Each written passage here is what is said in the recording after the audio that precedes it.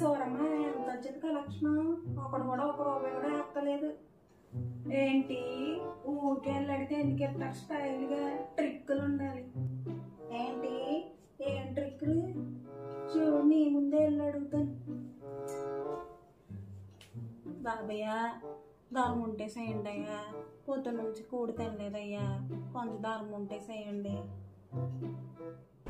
ఏందబ్బాయి చూస్తే బాగానే ఉన్నావు, మంచి తిట్టంగా వెళ్ళి పని చేసుకోకుండా ఏంటి అడుక్కోవడం? చూడు ఇప్పుడు నా పెర్ఫార్మెన్స్.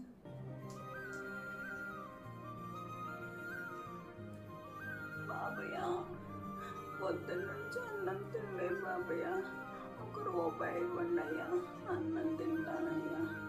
చల్లగా ఉండాలి, మీరు చాలా మంచిగా కనపడుతున్నారయ్యా, సుఖ శాంతంతో ఉండాలయ్యా, ఒక రూపాయి ఇవ్వండి అయ్యా.